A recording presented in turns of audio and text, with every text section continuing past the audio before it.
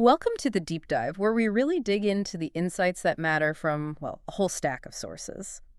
So today, we're tackling a question that honestly probably affects a lot of us, or people we know. Are those things like tingling hands, maybe weak legs, or stiff joints?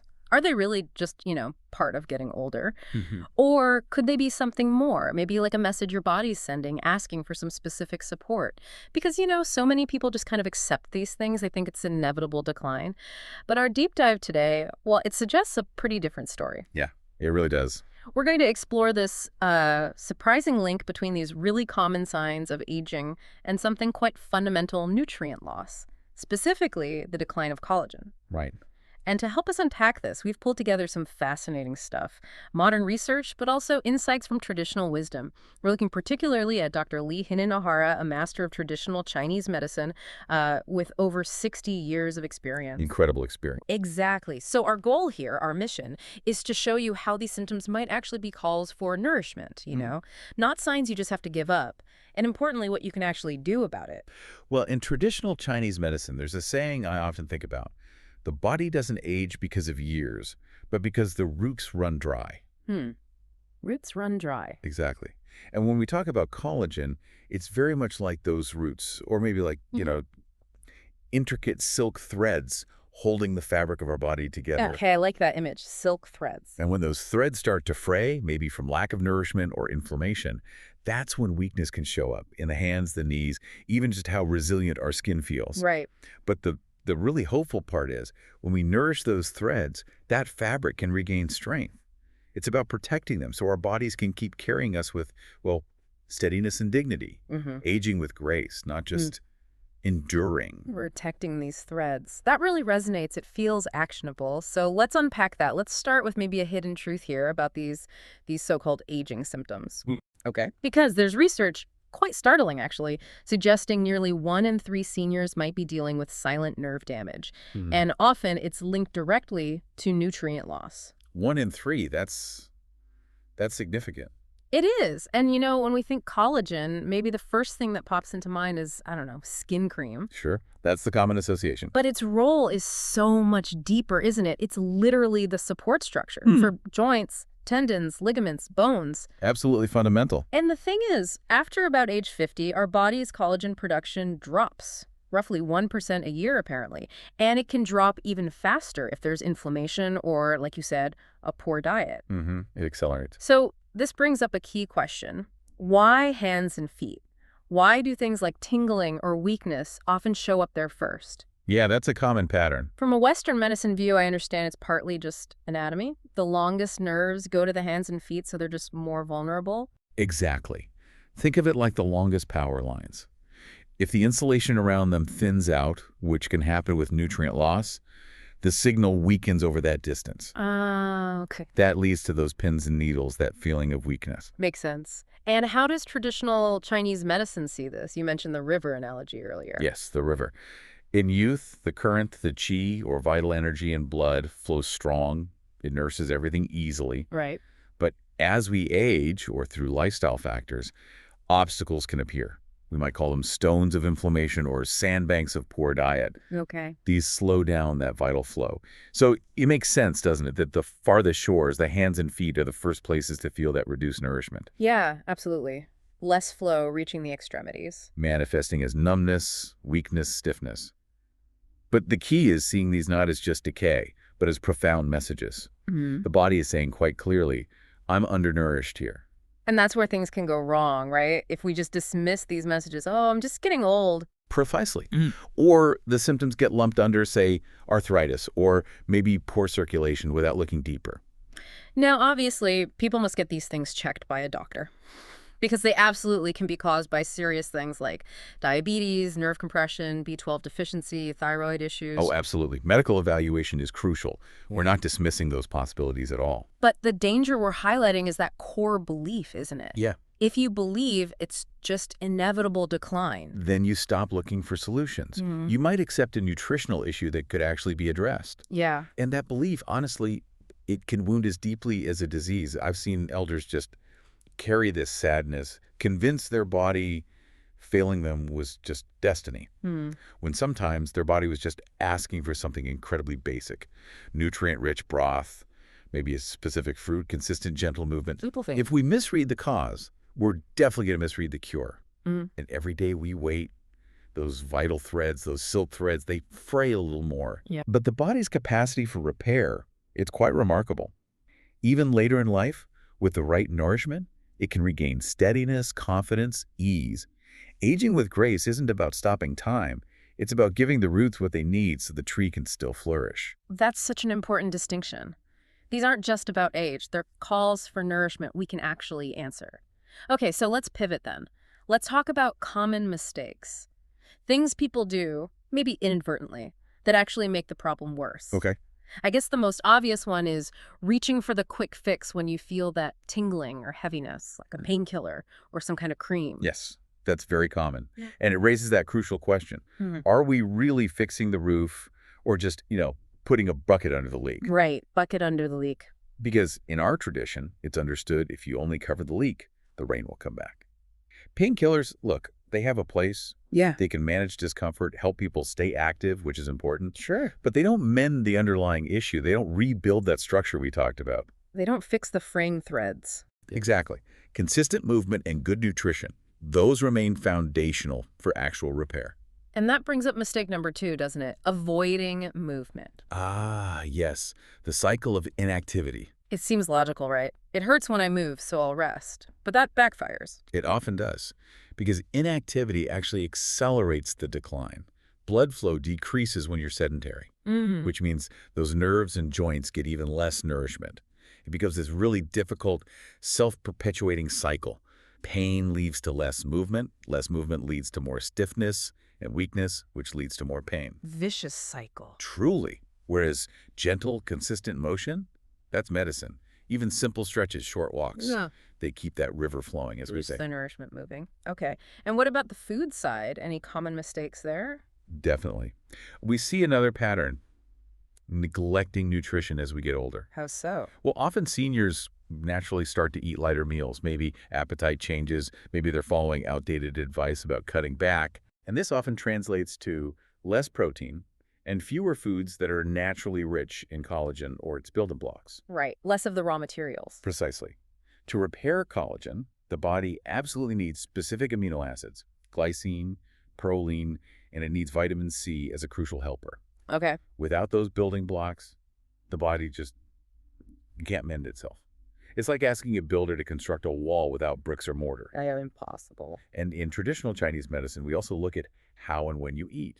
Things like having very cold drinks with meals or eating fruit late at night. These are thought to weaken digestion.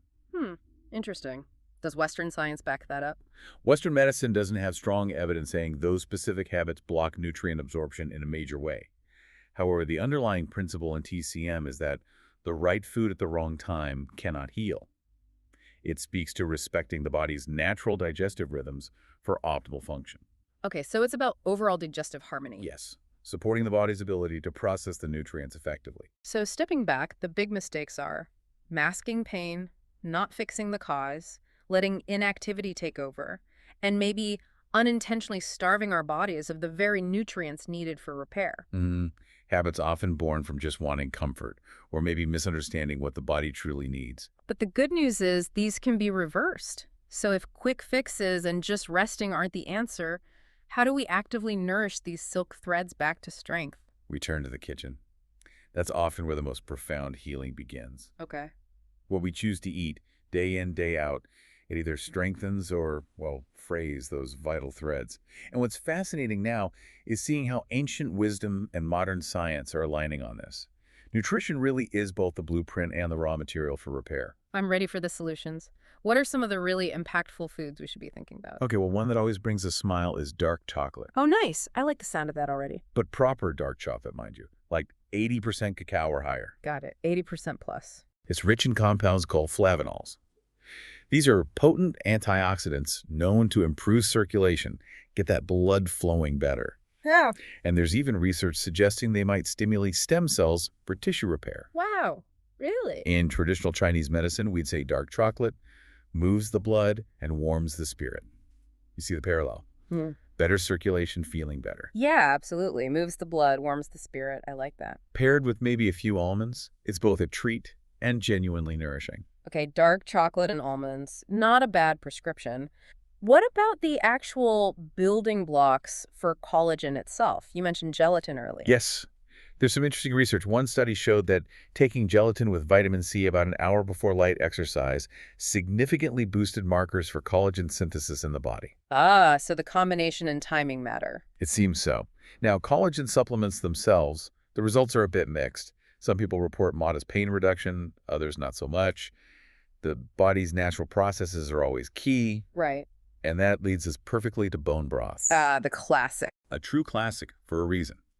When you slow simmer bones, like chicken bones, especially with a little vinegar to help extraction, they release collagen, yes, but also a wealth of minerals, and those crucial amino acids we mentioned, glycine and proline. The building blocks. Exactly. Our tradition holds that bone broth nourishes the center, recognizing its deep restorative power.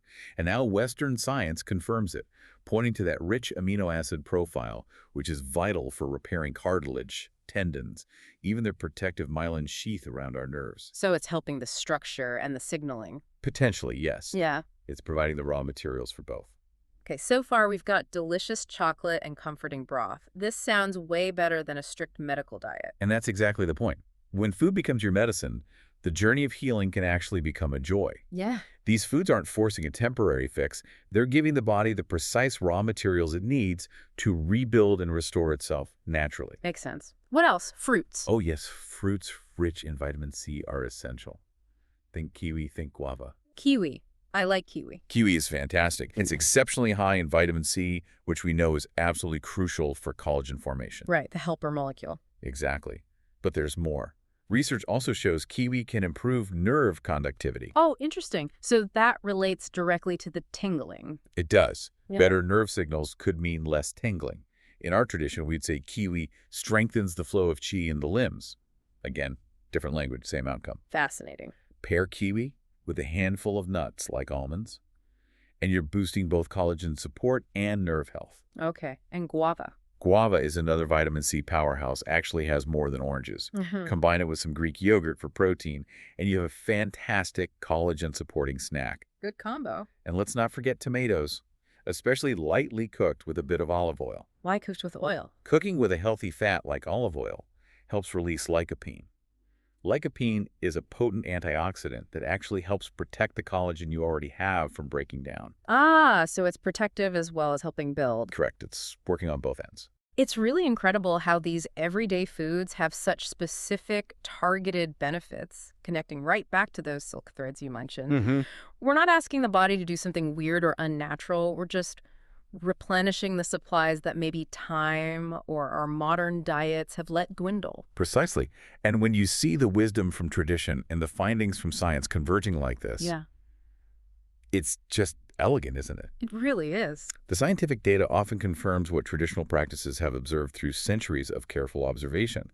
Take the dark chocolate again, the flavonols, improving circulation, reducing inflammation. Yeah. People often report feeling clearer-headed, more energetic. Yeah. That fits perfectly with our concept of moving the blood and warming the spirit. The language might differ. Science talks about electrical signals in nerves. TCM talks about the flow of qi. Right. But ultimately, we're observing the same fundamental current of life force and nourishment. That blend of understanding is what I find so compelling here.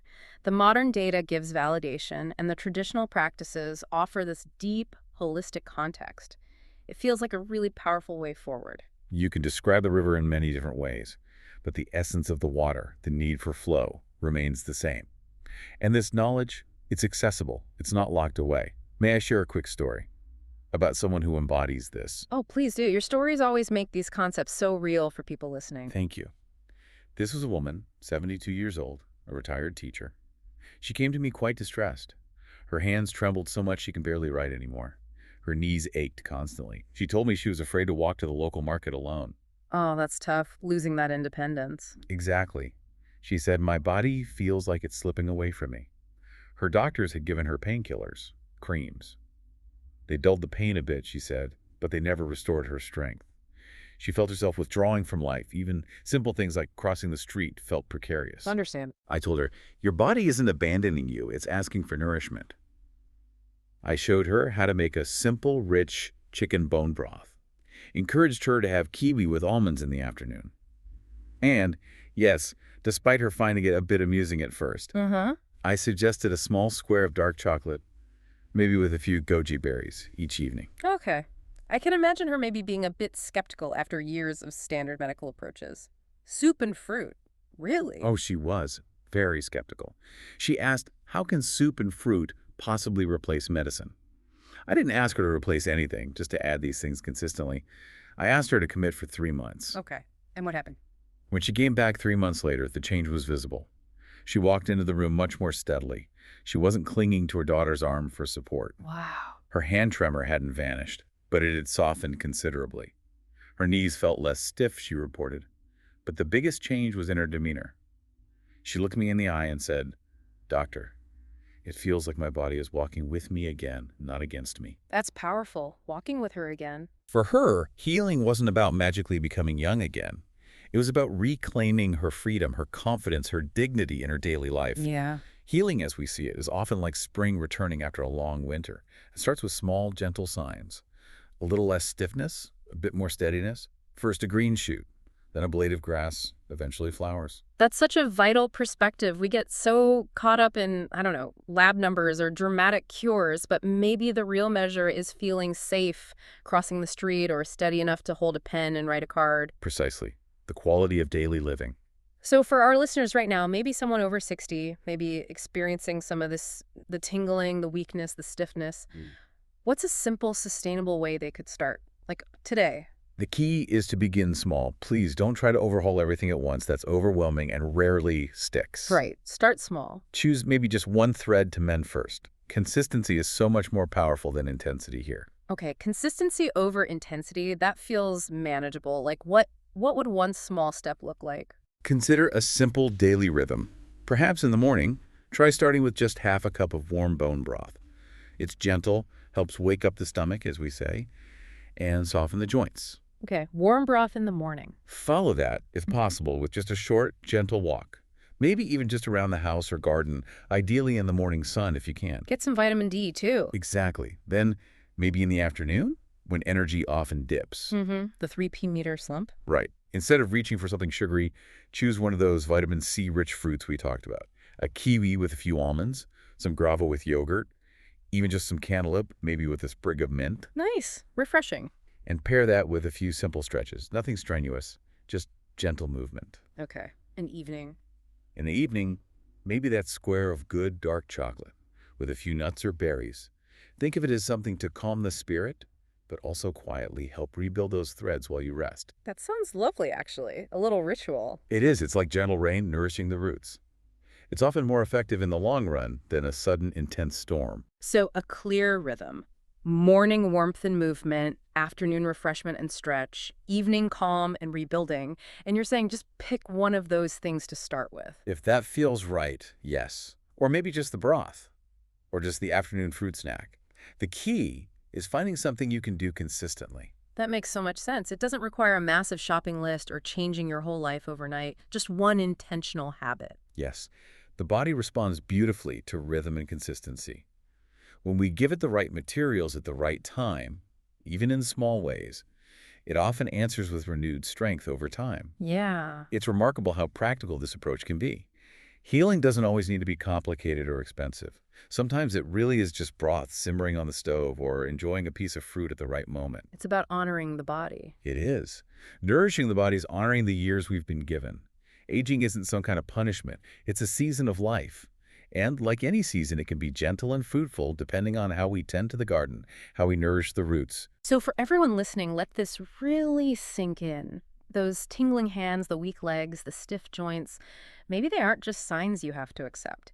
Maybe they are profound messages, clear signals that your body is asking for nourishment. And the wonderful truth is, if we answer that call with the right food, at the right time, with gentle movement, the body often responds. Slowly, steadily, yes. But those vital silk threads can strengthen again. Remember the traditional wisdom. The one who plants seeds today will sit in the shade tomorrow. I love that. Every choice you make, that cup of broth, that piece of kiwi, that moment you choose to stretch, instead of staying still, it's like planting a small seed. Yeah. And over time, consistently, those small actions grow. They grow into comfort, into strength, independence, dignity, confidence. That's a really powerful, hopeful thought, and maybe a good challenge for everyone listening. Just try one. Pick one of these nourishing foods or simple habits. Try it each day for just a week. See what you notice. Any little shift. Be curious. Because healing isn't some far-off destination. It really can begin with your next meal, your next step, your next thoughtful choice. Think of those choices as little gifts you're giving to your future self. Beautifully put.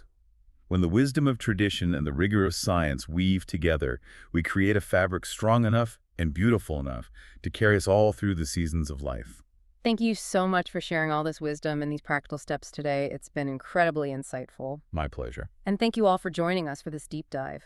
Until next time, stay well, stay curious, and keep making those small, deliberate choices that build lasting well-being.